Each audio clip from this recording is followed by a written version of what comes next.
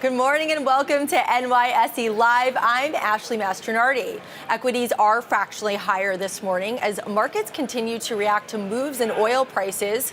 Currently, ICE Brent crude is trading at above $102 a barrel. Investors are also turning their attention to the Federal Reserve, which begins its two-day policy meeting today and will deliver its next rate decision on Wednesday, though traders are pricing in virtually no chance of a rate cut. That's according to the latest data. Here's what else is on tap this hour. NYSE American listed Venue just raised more than $86 million in fresh capital.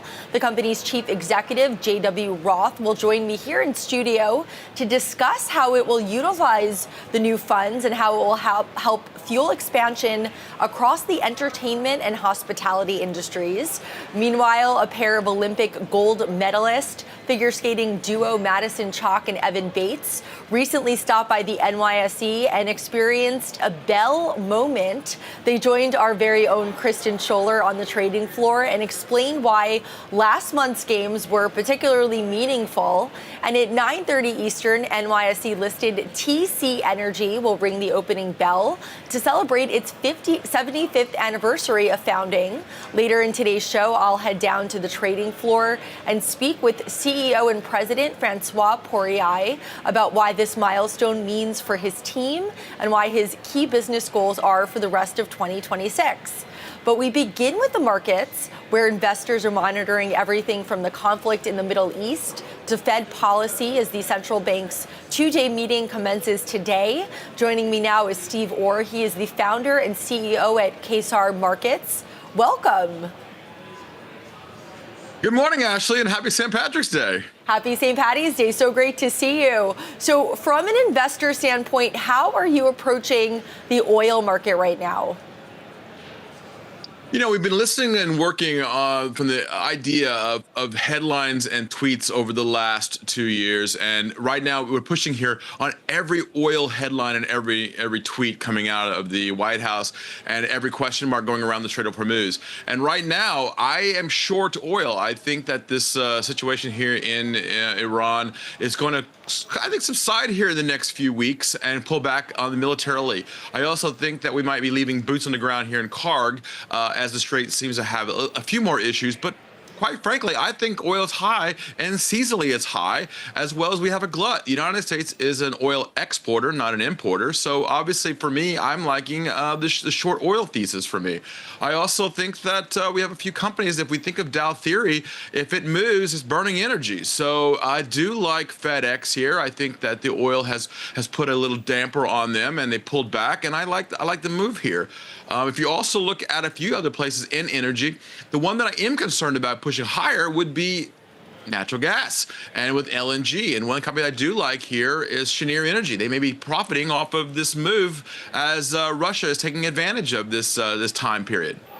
All right, and I understand you believe the premium in oil should evaporate quickly. What advice are you giving clients when it comes to navigating the ongoing conflict in the Middle East?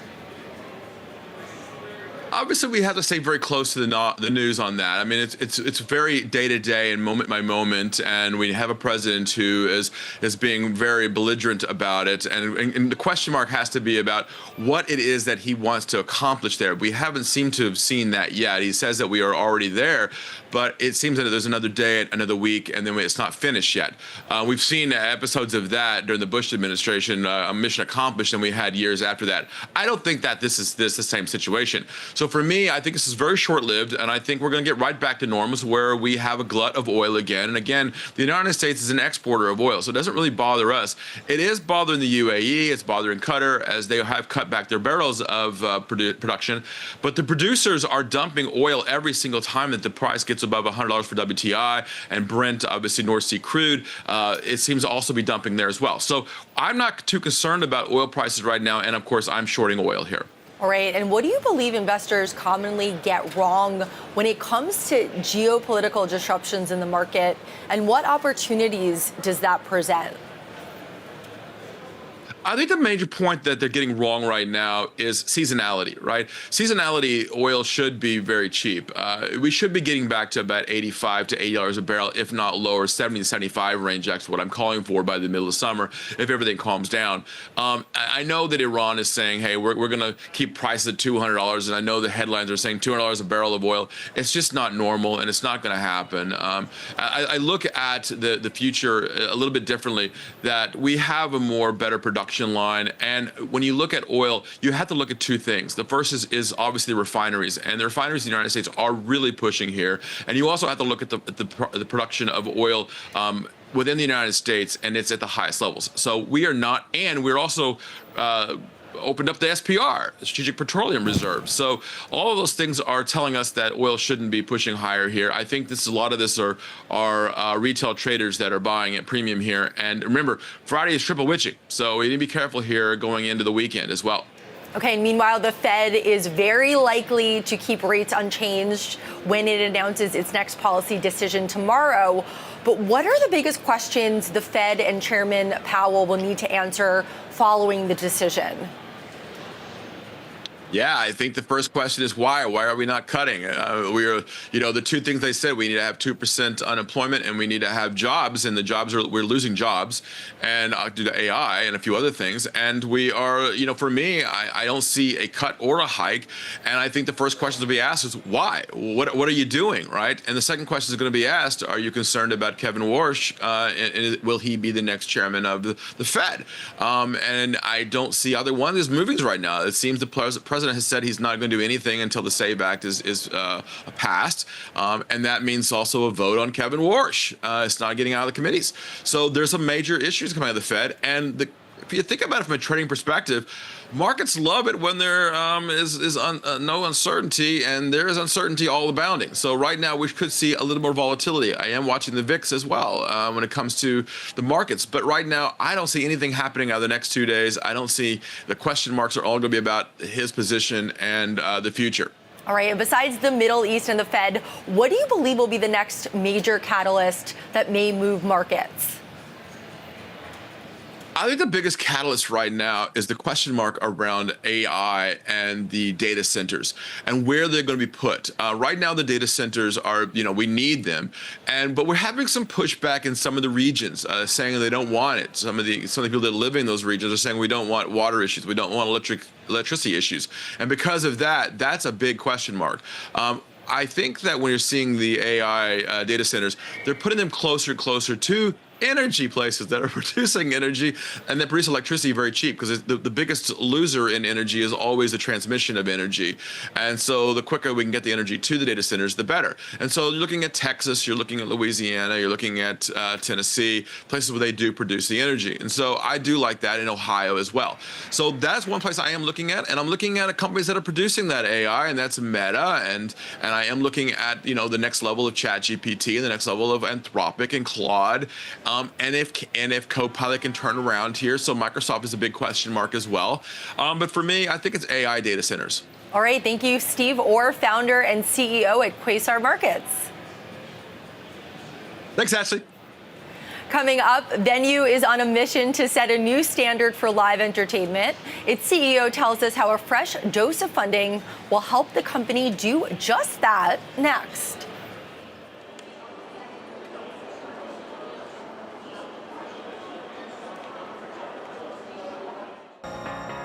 It means so much to stand here today on International Women's Day at the New York Stock Exchange. When I look around this room at the leaders, entrepreneurs, advocates, and change makers, I feel something powerful.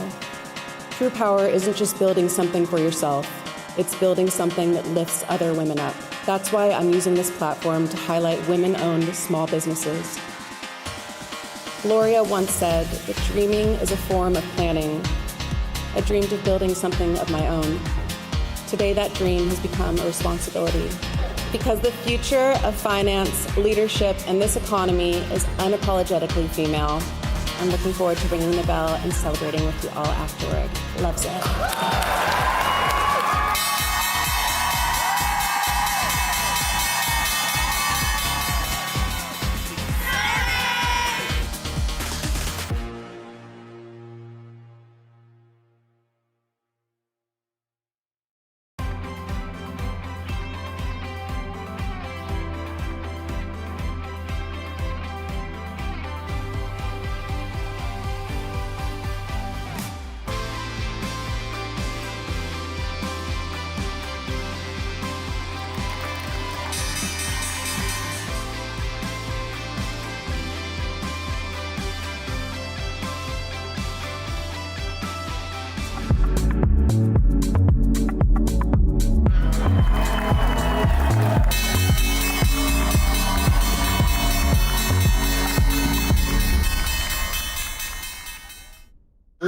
really have changed the entire baby food industry. To all of these little kids who inspire us and make us want to build a better world, we're actually doing it. You guys have been there since the very beginning. You deserve everything that happens today. Welcome back to NYSE Live. Earlier this month, NYSE American-listed firm Venue, which says it's setting a new standard for live entertainment, announced that it raised more than $86 million in new capital. Venue's founder, chairman, and CEO J.W. Roth joins me now. J.W., welcome to the New York Stock Exchange. It's great to be here. Thank you. Before we dive into the news of this new capital, what is Venue doing? Venue is a public-private partnership company that builds entertainment venues. Think of amphitheaters on steroids. All right, so tell me more about that. Where are these venues? What are the experiences like? What environment are you creating? So it's interesting. Think of the amphitheater of old.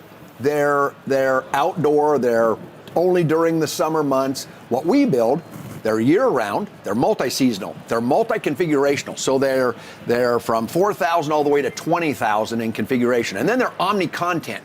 So think of all of sort of tomorrow or the next-gen venues. Think of the Sphere, how it has multi-content. You could have the Eagles one night and Wizard of Oz the next night. It's exactly what we build. And so we built the Ford Amphitheater in Colorado Springs. That was our first one. Here in about 180 days, we're opening the first really big one in Tulsa, Oklahoma, in Broken Arrow. And then in the Dallas-Fort Worth market, right after that, will be the largest fully seated one ever built in history in McKinney, Texas. All right, and congratulations on the new capital, $86.25 million. How do you plan to allocate it? So, we have sort of learned as we've built these that some of the most valuable properties that we own inside of our amphitheater are our fire pit suites, so premium tickets. And so we used to sell 100% of those to investors that would be buying into our venues. We've decided to cut that back to 75%, keep 25% of them. So we're going to allocate this $86 million to reducing the number of those that we sell so that we can keep them in our inventory.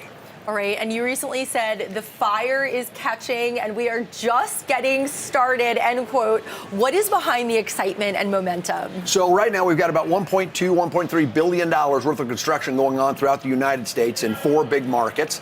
We're just getting ready to add 4 big markets. And so the excitement is we're on our way to, $6 billion worth of these venues over the next 60 months. It'll revolutionize the way people enjoy music. The way people experience entertainment content in ways that's never been happened before. Well, you say it's never happened before, so how specifically do these venues differ from traditional entertainment spaces? Yeah. So think of your traditional amphitheater. It operates just in the summertime, and it's mostly just music. What these are multi-seasonal, so they operate year-round. They're omni-content. So you see music there, you see theater there, you see movies there, you see all sorts of different types of entertainment content. And then they're multi-configurational. So they're built so that you can feel like you're at home in a full crowd of 4,000, but then it expands to 8,000, expands to 12,000, expands to 20,000. Troy Aikman is my partner in Oklahoma and in Texas, and we're building all of the clubs inside with the Aikman clubs. And so, your old school amphitheaters aren't that way. This is a total next generation venue. When Ford put their name on it in Colorado Springs, they did it because nothing like it has ever been built. Think of standing on the stage and looking out as an artist into the crowd, and there's hundreds of fire pit suites, all glowing throughout the venue. And as you mentioned before, fans do get partial ownership. They do. Can you explain to me how that works? Yeah, so picture Madison Square Garden. You picture the suites that are up top. Well, in our venues, the suites are down below, and the suites are then condominiumized, so we sell those suites as condominiums. So you can actually buy your suite, own your tickets, and enjoy it as a condominium, and you own it. So it's fractional ownership, just like Ritz-Carlton. Think of Ritz-Carlton. They build a hotel, then at the top of that hotel, they go sell condominiums, right? Kind of helps offset the cost of the development. Same exact thing. We take an amphitheater, build a great big next-gen amphitheater, and then we sell fire pit suites like condominiums from a financial sense, and that helps offset the cost of building these because they're extremely expensive to build these, and they would never pencil unless you had the fans' involvement. What are some of the amenities in these fire pit suites, and what is customer feedback like? It's incredible. So, you can go and just follow us online and follow what our customers say about our fire pit suites. But it's everything from sort of next-gen food and beverage, right? So you have cocktail service, you have elevated food and beverage delivered right to your suite, you have premium seating. So you're not sitting on some bench. You're sitting in great, big, luxurious, overstuffed chairs inside your own suite, and you adjust your fire. So think of this as the fire pit suite, this table that we're sitting at right here, but 8 feet long and 5 feet wide, and the fire that comes out of that is about 2.5 to 3 feet tall. Wow. It's incredible. The ambiance, we're in the business of selling ambiance, right, and experiences. Today's fan, I don't care if it's an NFL fan or Major League Baseball fan or music fan, they are all seeking, that fan demand is seeking an experience, right? An ambiance beyond just why they're there. So in other words, they expect higher food and beverage. They expect ride share. Think about this. 41 years ago, when the average amphitheater was built, there wasn't any ride share. Nobody even knew what Uber was. Today, 40% of our attendees, they don't park. They ride share. All right. Venue founder, chairman, and CEO J.W. Roth, thank you so much for joining us. It's awesome to be here. At the Thank New York you. Stock Exchange. Appreciate it. Congratulations. Thank you very much. Coming up, figure skating gold medalists Madison Chalk and Evan Bates made sure to stop at the NYSE following their Olympic wins in Italy. You're going to want to hear what they had to say to our Kristen Scholler when we come back.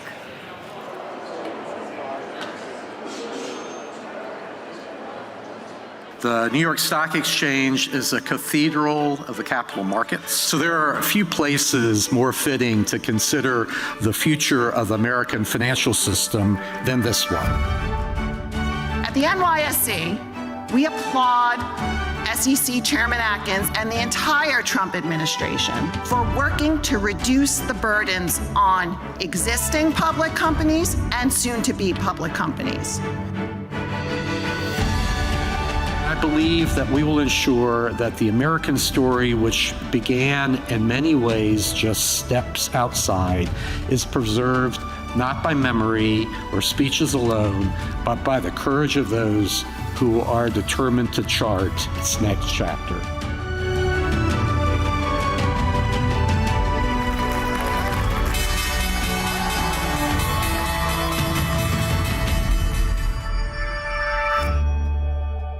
When we talk about the titans of industry and we talk about the titans of finance, there's a reason that we're all coming together still after all these years to the corner of Wall and Broad Street.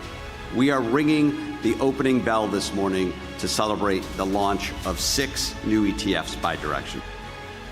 We look forward to many more. I mean, today's 6, we're going to do hundreds more.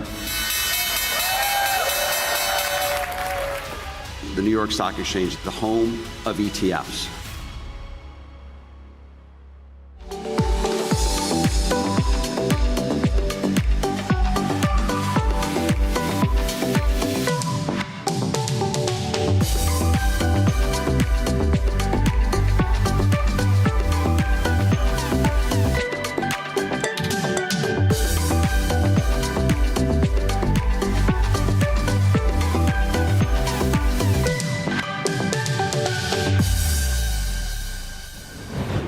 Welcome back to NYSE Live. 2 of the biggest stars from the 2026 Winter Olympics in Italy were U.S. ice dancing duo Evan Bates and Madison Chalk. The pair earned their 2nd Olympic gold medal in as many Winter Games, as well as a silver in Italy.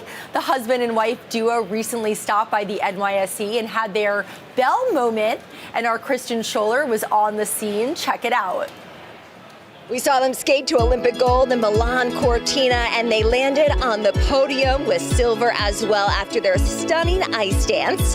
I'm pleased now to be joined for an NYSE Bell moment by power couple Madison Chalk and Evan Bates. Madison and Evan, welcome to the New York Stock Exchange. Thank you. We're so excited to be here and be part of a historical moment, a historical place. Evan, what does it feel like to be at the NYSE?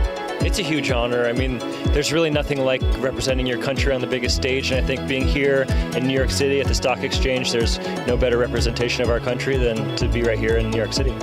We like that hardware. A gold and a silver medal suits you both quite well. Has it settled in, all the amazing moments that you had together in Milan? Oh, it's been an absolute whirlwind, and we've been enjoying every moment of it. We've had such incredible opportunities, such as this, and we're just looking to keep that Olympic spirit going and bring the Olympic cheer wherever we go. And this adds, of course, to both of your gold medals in Beijing as well. You're now getting quite the collection, Evan, between you and Madison. Thank you. Yeah, no, we've been so excited and fortunate to have a lot of longevity in our career, a lot of great moments, but I think winning the team gold in Milan will probably top the list forever. One of the most historic and talented U.S. teams we've ever put on the ice, and very proud to bring a gold home. Talk to me more about that Milan experience, Madison. What was it like for you? It was honestly a dream come true. There were so many highlights, so many moments that we shared together and with our teammates that just captured what the Olympic spirit means and what it means to be a part of Team USA and represent something bigger than yourself. Do you ever get nervous? I mean, you two are real pros here, but do you ever get nervous performing on that big of a stage? We do get nervous, but I think it's your response to the nerves. I think the nerves will never go away. It's baked into our physiology, but understanding how to harness that nervousness and to sharpen your focus is really the key. Okay, so to that end, what's amazing is that you skate together and you're married. How does that help you on and off the ice? Honestly, I think it's a huge advantage because we share the same passion, and when we go home, it's hard not to bring work home with you, but when it's your passion, it's easy to just enjoy it, talk about ways we can improve, and we're always looking to grow together and just become the best versions of ourselves each day. What about for you, Evan? What is that dynamic like? Well, I think, Madison is such a spitfire. She's one of the best competitors, fiercely competitive on the ice. And so understanding that when we go home, there's a different character that we take when we step on the ice, and that's our advantage. That's our secret weapon, and I wouldn't want to change anything about that competitiveness and that fieriness that Madison brings, and I think it's worked to our advantage. Well, you've certainly been winning for a while. Gold and silver in Milan, gold in the Beijing Games earlier as well. All of this can lead to great business opportunities. We're here at the New York Stock Exchange. Anything on the business front that excites you? Oh, lots of things on the business front. It's so inspiring to be here and see the ins and outs of the stock exchange. We personally love investing and are passionate about it, so it's really incredible to just bear witness to the legend that is the New York Stock Exchange. We've had a lot of exciting meetings in the last couple days here in New York, and we want to, explore what's out there in the business world and the public speaking world. And like Maddie said, we're really interested in investing in the future and growth of the sports industry in America, and there's a lot to be excited about. Let's talk about Stars on Ice. This is kicking off in April in Fort Myers, Florida. What can we expect from you there? Oh, you can expect lots of fantastic skating. Almost the entire Olympic team will be there. Everyone who participated in the team event will be skating. It's going to be a wonderful show with the most elite skaters in the country. Will you be rested by then, Evan? Are you going to be ready to go in April? We'll be ready to go. We'll actually be performing one of our performances that we did in Milan, our free dance, and you're going to see a lot of the same performances that you saw on your TV screen, so it's definitely worth coming out. We're doing almost 30 shows this year, which is a big deal for us, our biggest tour in years. So come see us at Stars on Ice. We're super excited about it. We will keep watching both of you, indeed. We now have a special moment. Our head of media, Joe Benaroche, has a special gift for you during this NYSE Bell moment. Joe, come on in. Thank you guys so much for everything you're doing, for all the representation, and for bringing, gold and silver home. So before you ring the bell, it's always our tradition to offer you our own commemorative token and acknowledgement. So on behalf of the New York Stock Exchange, I'd love to present that to you, Madison. What an honor. Thank you. I'll hold these both for you while you get to ring the bell, so thank you. And let's get down to business now, shall we, here at the New York Stock Exchange. we want you to ring the bell. You brought home gold in Milan Cortina, and we want you to ring this gold shiny bell here at the New York Stock Exchange. Grab that gavel. Madison and Evan, do the honors and ring the bell. So ready? Okay, ready? 1, 2, 3. Keep going. Let's see it again.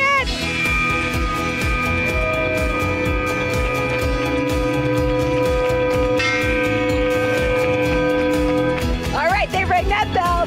Madison, Evan, thank you so much for joining us for this bell moment here at the New York Stock Exchange. Thank you. Thanks for having us. What a pleasure.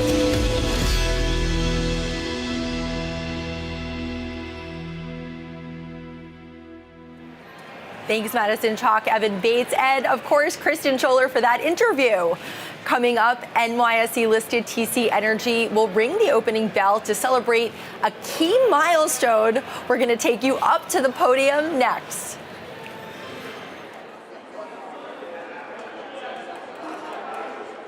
"16 years ago, an anonymous person released an idea onto the internet. No identity, no institution behind it, no marketing strategy. It was just a white paper and a challenge to everything we thought about money. What if money were open instead of closed? What if it belonged to everyone instead of being controlled by a few? Bitcoin survived every attempt to kill it because the idea itself was stronger than the forces that tried to stop it. And now, today, inside one of the most iconic institutions in the world of finance, we honor a creator who never asked for credit, never stood in front of cameras, and ultimately stepped away so that the idea could stand on its own. Satoshi Nakamoto. Why are we here? Because Magnum Ice Cream Company is an ambitious company. We're all about growth. And for growth, you need people and you need to have belief that focus on only ice cream will propel this business. These folks here in the room wake up every morning thinking about ice cream, and they go to bed thinking about ice cream, and that's why it will be a successful company that delights the world with unbelievable products.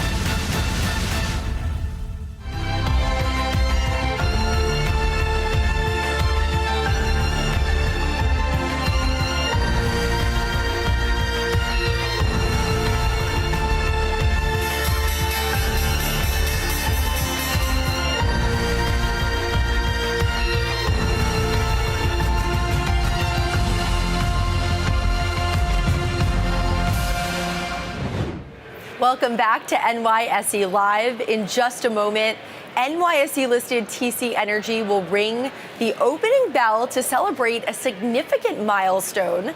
The firm is on hand for its 75th anniversary of founding. TC Energy, which began trading on the NYSE in 1985, 40 years ago, claims to be a leader in North America energy infrastructure, operating in its home country of Canada, as well as the United States and Mexico. In fact, TC Energy says that it moves more than 30% of the cleaner burning natural gas used across the continent. Despite broader market volatility to begin 2026, shares of TRP are up nearly 15% year to date. In the company's Q4 earnings report, which came out last month, TC Energy revealed a 13% year-over-year increase in fourth quarter comparable EBITDA. We're going to go up to the podium where Francois Poirier is about to ring the opening bell.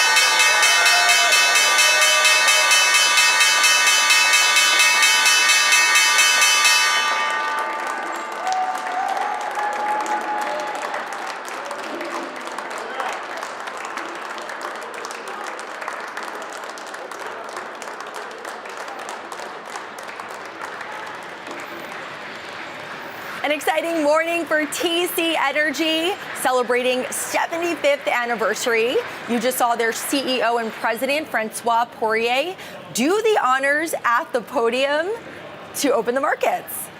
And the stock market is officially open for trade. And joining me now is Lisa Shriver. She's the Associate Portfolio Manager at Gradient Investments. Welcome.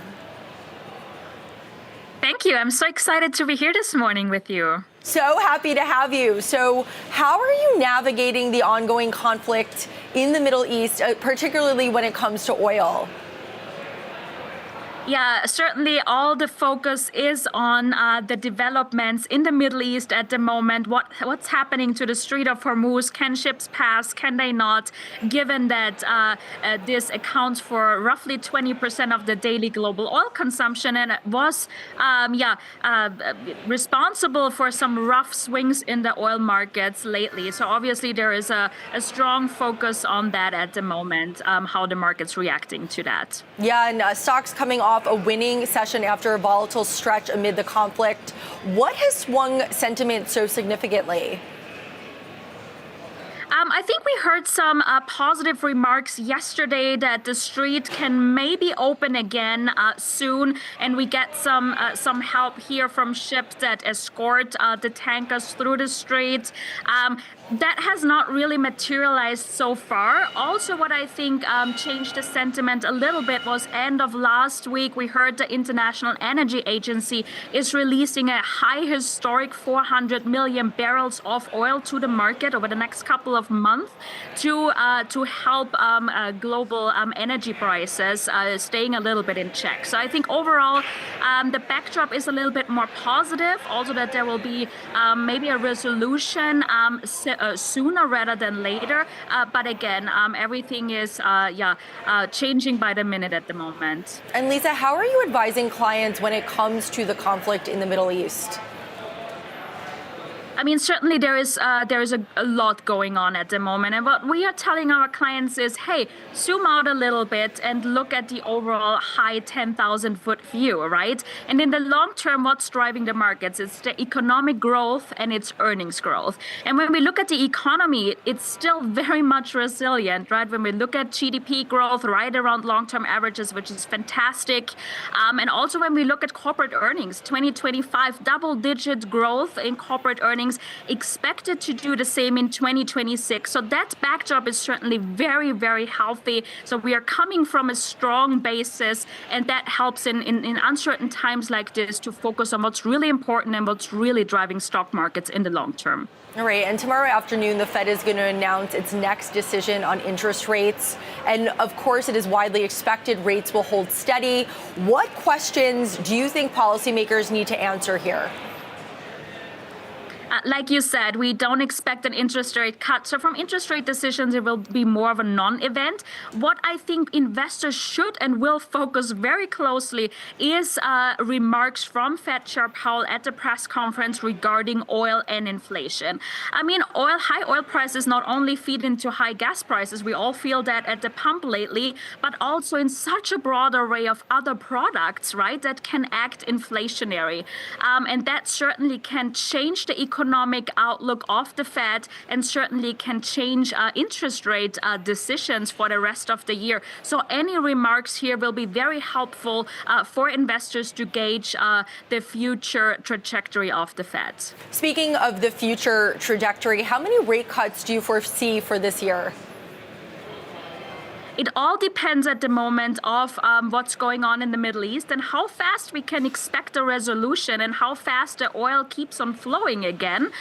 But we can still see maybe 2 rate cuts. That's still on the table, but probably later in the year rather than earlier. So we pushed the expectations out a little bit to later in the year, but we still think 2 can be on the table, again, depending on what's happening in the Middle East. All right, and what economic data points, particularly when it involves the Fed's dual mandate of the labor market and inflation, are investors paying the closest attention to? I would say at the moment it's inflation above anything else, given that oil can act very inflationary, and we haven't seen an inflation report yet where this higher oil prices fed in, right, since the Iran conflict really started.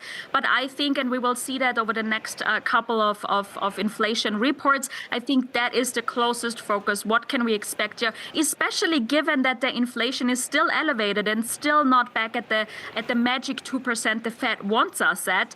So I think that is the most important economic data point to look at the moment. And in our last minute together, what advice are you giving clients when it comes to evaluating the state of the U.S. economy? So I would say overall economic growth is still very healthy, and we saw GDP growth at 2025 growing right around long-term averages, right around the 2% mark. That's not the highest, but also certainly it's still positive, and it's expected to also grow right around long-term averages in 2026, right? Inflation, again, elevated, and let's see what happens in the Middle East, but also coming down and moving into the right direction overall. And the labor market, despite all what we are hearing with a little bit of a slowdown lately, still not falling off a cliff. So very strong economic backdrop overall, and a strong U.S. economy, and very resilient. All right, thank you, Lisa Schreiber, Associate Portfolio Manager at Gradient Investments. Still to come, this year's RSAC conference kicks off next week in San Francisco. RSAC CEO Jen Easterly is going to tell us what attendees can expect and what trends are revolutionizing the cybersecurity industry. And sticking on the topic of cybersecurity, Segura recently announced its latest raise. I spoke with its CEO about how it will allocate the funds and what it's doing that their competitors aren't. And later, I'm going to head down to the trading floor where today's bell ringer, TC Energy CEO Francois Poirier, discusses his firm's 75th anniversary and reveals what the company will be focusing on most closely over the next several months. Stick around.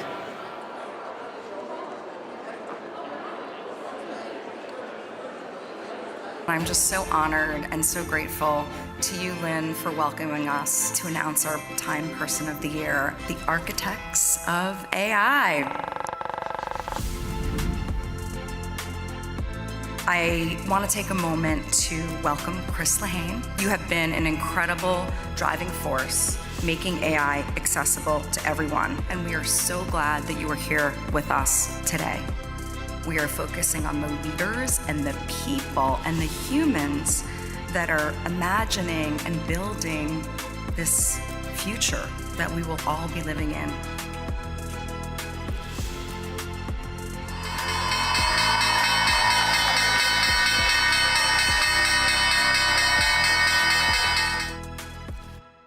We had somebody ask us recently, why are you going out at this time of the year? The reason we're doing this is for our people. It's not about us.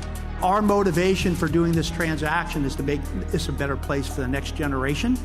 We have a stewardship responsibility to our people to give them a professional and a financial opportunity that's better than what we have.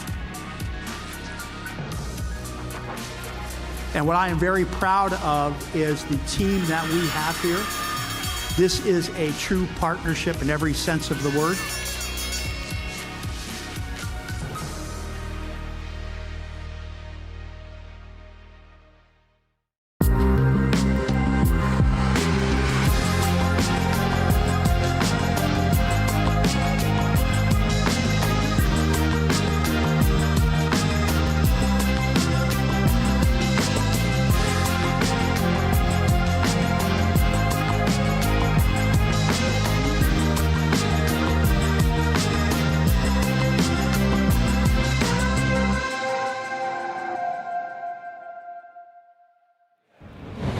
Welcome back to NYSE Live. Cybersecurity has been a hot topic on Wall Street with the evolution of AI. And next week, industry leaders will gather in San Francisco for this year's RSAC conference. Joining me now is Jen Easterly, RSAC's CEO. Jen, welcome. Hey, Ashley, so good to be with you. Happy St. Patrick's Day. Happy St. Patty's Day. So this is the 35th anniversary of the RSAC conference. What should attendees be looking forward to? Yeah, well, look, as you know, 35 years, right, from very humble beginnings in 1991, less than 50 people in a hotel room talking about data security and cryptography. And now, 35 years later, over 40,000 people, over 400 sessions, over 700 speakers, over 600 vendors. So we have the most exciting and influential and innovative people coming to speak and coming to connect.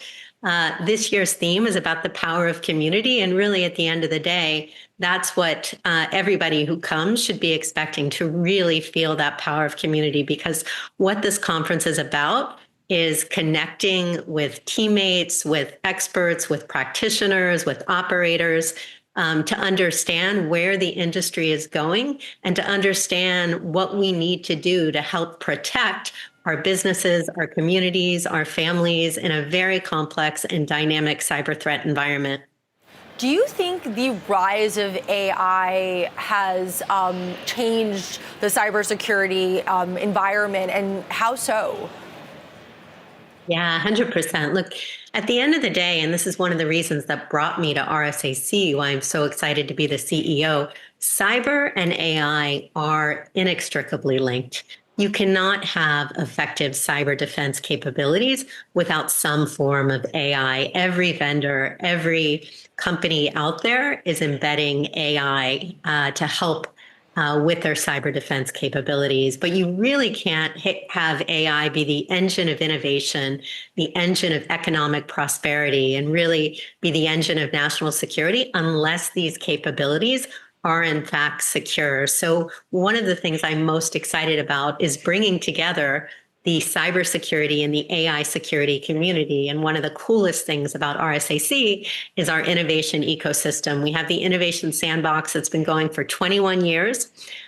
We've had over 100 mergers and acquisitions, over $50 billion of investments coming out of there. It's where the top 10 companies compete to be known as the most innovative company. And you can really see by those submissions that come from those startups vying to be the most innovative, where that industry is going. And I'll tell you what you can see from the data and the research that our team has done. It is unsurprisingly about AI security, because as you know, these capabilities are incredibly powerful, incredibly fast moving, somewhat unpredictable. And when you integrate these capabilities into your infrastructure, which everybody wants to do because they are doing incredibly cool and magical things, you want to make sure that you are integrating them in a way that is in fact secure. So it's all about AI security, but of course there'll be a lot of other amazing things. And anybody who's going out to RSAC, don't miss the Innovation Sandbox. And then we also have incredible startup companies at our launch pad pitching to VCs. So a lot of excitement going on in innovation. Speaking of innovation, one word guests keep bringing up on NYSE Live when it comes to cybersecurity is innovation. What are some of the biggest developments you've seen in the past year? Well, it's all about, as I said, AI. You know, at the end of the day, it's just been 3 years, right, since we saw ChatGPT 4.0. I think they released it in February of 2023. And, rightfully, the AI has captured the world's imagination. But as I often say, it's up to all of us as leaders, as technologists, as security professionals to ensure that we can leverage the power of that imagination without suffering a failure of imagination. And so the capabilities that are being built today in security really need to help make sure that these fast-moving, unpredictable, very powerful capabilities are in fact built to be safe and secure. The other exciting things happening are around quantum. We hear a lot about the rise of quantum post-quantum cryptography, making sure that as we move to a relevant, cryptographically relevant quantum computer, that we can transition all of our critical infrastructure in a way that will keep our most sensitive data safe and secure. So I'm very excited to see what's happening in the world of quantum. But you can walk the incredible vendor floor, the Expo floor, and see hundreds of companies and the cutting edge of what they're doing to ensure the safety and security of our communities, our critical infrastructure. And so, again, most innovative, most influential, largest cybersecurity conference in the world for a reason. It's a reason why everybody needs to be there, can't miss it, and is excited to connect with friends and teammates. And what do you feel makes the RSAC conference a ripe opportunity for startups in cybersecurity? Yeah, well, it's this whole innovation ecosystem. 21 years, we've been bringing together the top startups. So hundreds of companies put submissions in, and then the top 10 are chosen to compete like a Shark Tank. They get 3 minutes to pitch, and you can actually go on our RSAC website or actually go on our app. You can download it from the App Store and go back and see pitches. So aspiring founders, go take a look at the pitches of the top 10 and especially the ones that have actually won. But you'll see how they compete and you'll see how they present and position. And so it's actually really great research and insider information for anybody who's pitching. But you can also see, again, these trends that come up from year to year in terms of where the industry is going. And they get to pitch to some of the biggest companies and to VCs. And it's just a great opportunity to understand where the market is going, especially for investors to really understand, where the leading edge of the cybersecurity, the AI security, and the quantum world is going. So between Innovation Sandbox, between our Launchpad, between our early stage expo, and then you can walk the incredible expo floor with 600 some vendors, you can really get a sense of the energy, the enthusiasm, the creativity, the imagination that exists in our amazing cybersecurity community to really understand the major trends, where the investment should go, where the big ideas are going to come in the coming year. So I can't tell you how exciting, how energizing, sometimes exhausting and chaotic, but it is the place to be if you care about cybersecurity, if you care about AI security, if you care about the defense and protection of global cyberspace. All right, thank you, Jen Easterly, RSAC CEO. Thanks so much. In other news, identity security startup Segura recently announced it secured a $25 million growth round. In a statement, Segura said the funding will go toward global expansion and the evolution of its platform. The firm's CEO, Marcus Shara, told me more about how it will utilize the new capital and what Segura is doing to stand out in the cybersecurity ecosystem. Check it out. This is a very important round for us, and we intend to allocate it basically in two fronts. The first one is innovation and research and development, more or less 30% of it. And then the rest will be applied to go-to-market strategy and to help us develop our global network with partners. All right, and for viewers who may not know Segura, how do you describe the company and its mission? All right, so our mission is to promote global cybersecurity, protect every human's information in the world. And pretty much what we do, we protect privileged access management, or we manage privileged credentials inside every organization from all verticals. Can you give us a basic explanation of what privileged access management is? Yes. So inside every single organization, you have the IT administrators, right? The guys that manage all the infrastructures and has a lot of power to do chains and configurations and so on. So pretty much what Segura does is take care of what these IT administrators are doing with this privileged access to avoid them to do something harmful for the organization. So we watch the IT administrators mainly. So if I am a Segura user, what is the program doing for me? What are some of the use cases for it? That's a very interesting question, because the way Segura was developed is to make the life of the end user much easier than our competitors. So pretty much what Segura will do is guarantee that you don't have to worry about how you manage your privileged passwords. So pretty much every time you need to have access to a server, to a critical infrastructure, Segura will connect you to that server and guarantee that everything that you do there will be recorded, and we can track it in order to support compliance requirements. And who are your customers, and what kind of results are they seeing using the Segura platform? Yeah, so we have global enterprise as our main customers in our vertical, mainly financial and insurance, but also in industry and education. So it's pretty much a very horizontal platform. We can address most of the verticals, and the key benefits that they see, they can increase the level of security they have with a very efficient total cost of ownership. So the cost of Segura to deliver this kind of service that is a very complex service is much more efficient than the others. Also, it's very used to end users, and more than that, the deployment is very fast. So these are the three differentiators that Segura has to generate more value for these enterprise companies. And I understand that you have a unified privilege access management platform that deploys in minutes. What does that mean in practice, and how does it simplify what traditionally may have been complex? Yeah, so Segura was designed to generate the value for the customer as soon as possible. So pretty much we call it time to value. So the idea is that the design that we need for Segura allows Segura to be deployed really in minutes, which means for the customer or the end user, or as we like to say, the CISO, Chief Information Security Officer, that he can have his organization protected in a few minutes. So if you have a threat and you want to protect your organization, with Segura, we can deploy and protect it in a few minutes. All right, and what is next for Segura after this round of growth funding?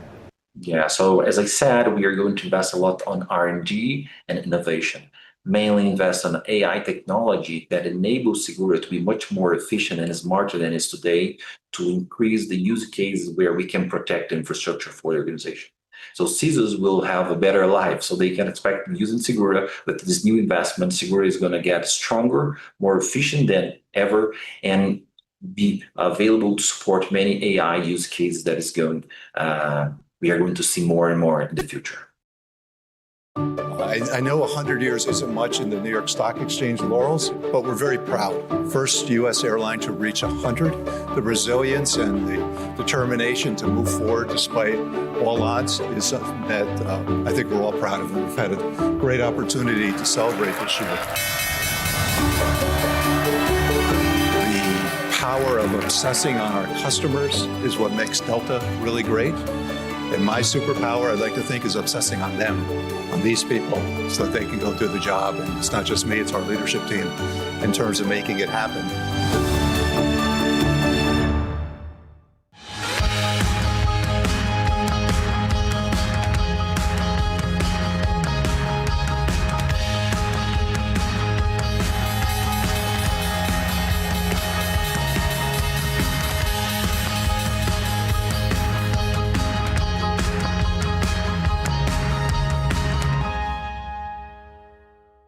It's a bit of a pinch me moment. I mean, everyone's here. Here we just rung the New York Stock Exchange bell.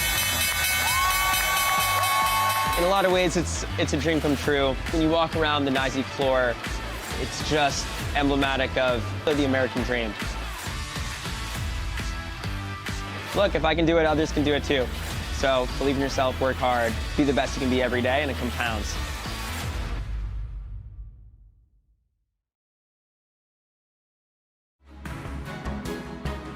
A plan to go and change the way people fly. It is the next step.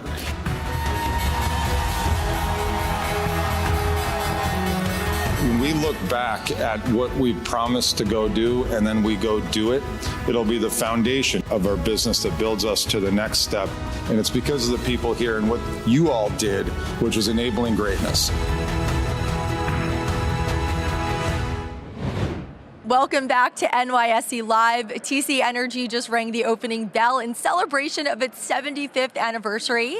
And joining me now to share more is Francois Poirier, CEO and President of TC Energy. Francois, welcome to the New York Stock Exchange. It's a great pleasure to be here. You just shared with me it was your first time ringing the opening bell. You're here to celebrate 75 years of TC Energy. What does this moment feel like for you? Well, it's a recognition of the courage it took and the imagination and the innovation on day one. And the birth of the company was around connecting different parts of the country using natural gas. It was a very nation-building moment.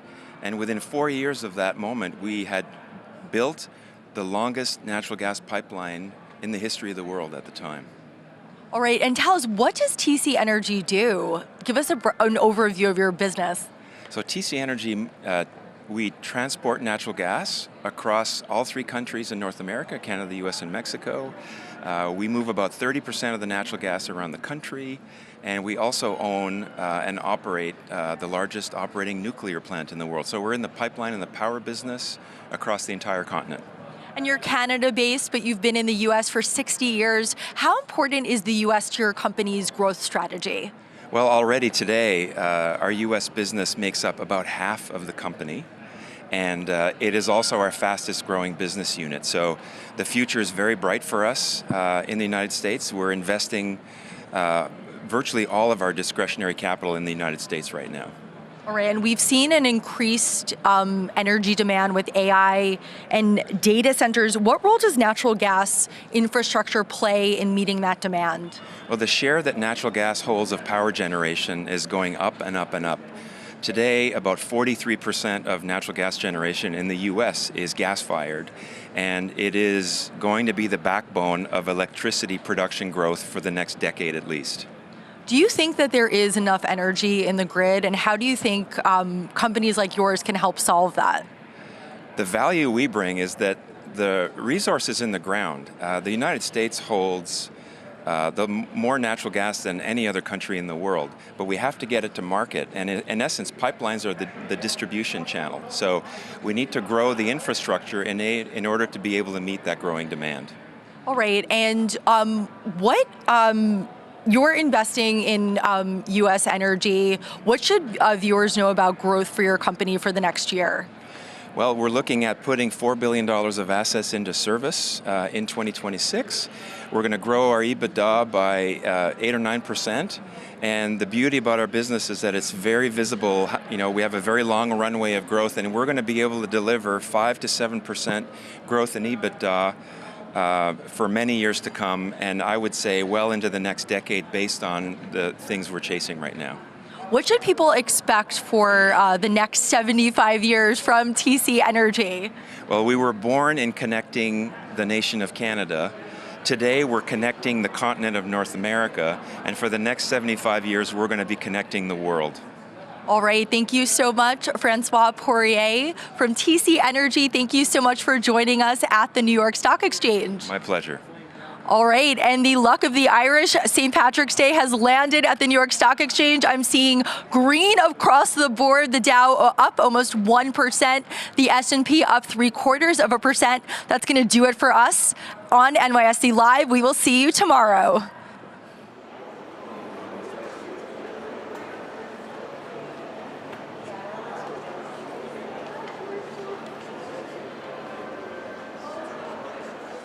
Welcome to the public market.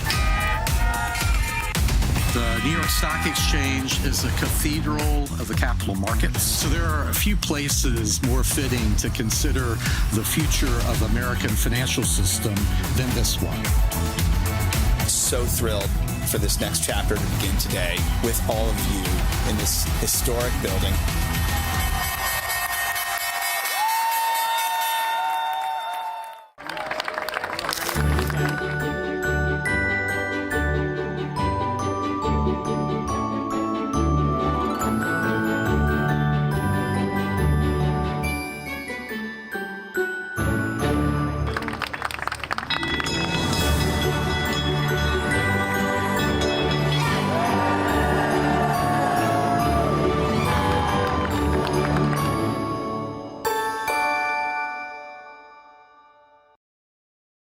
The day we went public, it was the most bizarre day of my life. He said, yesterday, Shake Shack was the most beloved hamburger company in the entire country. Today, it's going to be the most reviled stock.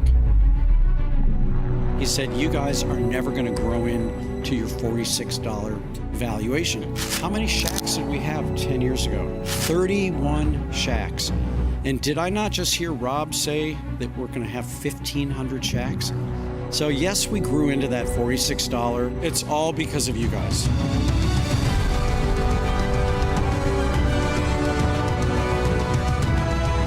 I'm so proud of you, every one of you. You work so hard to make so many people happy, and you make your communities better. What more could you ask for?